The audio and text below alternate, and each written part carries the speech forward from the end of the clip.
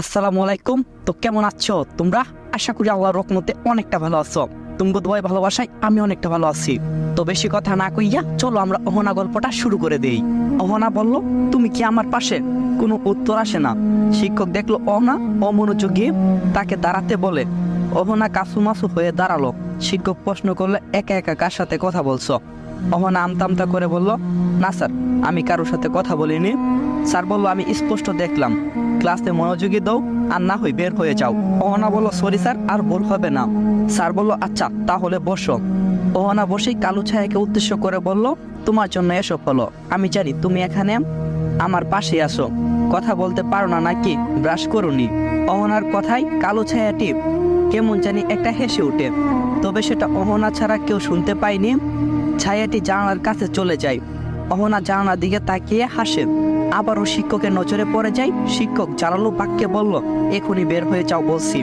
অহনা বলল, স্যার আসলে। অহনাকে থামিয়ে দিয়ে স্যার বলল, বের হয়ে যাও। অহনা বের হয়ে যায় ক্লাস থেকে। অহনা ক্লাস থেকে বের হতেই কালো ছায়াটি তার পাশে এসে দাঁড়ায়।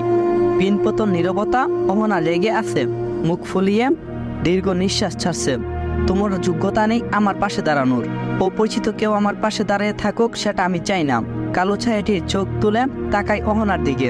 তুমি নিজেই ভুলে গেছো আমি তোমার অপরিচিত কেউ না। অহনা কালো ছায়াটির দিকে তাকাই আর বলল, কোনোভাবেই মনে পড়ছে না। কিন্তু আমি তোমাকে চিনি না, কে তুমি? কালো ছায়াটি বলল, আমি বলে থেমে যাই। তখন আবার অহনা জিজ্ঞাসা করে, বলো কে তুমি? অহনা আগ্রহ নিয়ে তাকাই কালো ছায়াটির দিকে।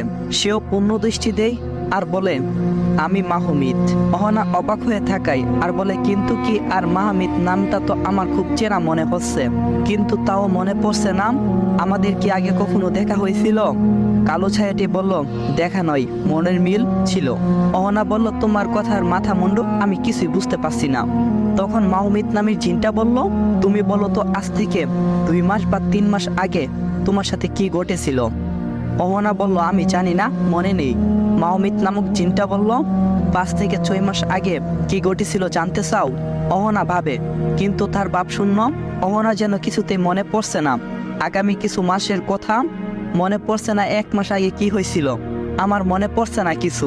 মাহমিদ নামক জিনটা আবার বলল, কারণ কোনো ঘটনাই তোমার মনে নেই। আর মাহমিদ নামক জিনটা বলল, তুমি বলেই চুপ হয়ে গেল।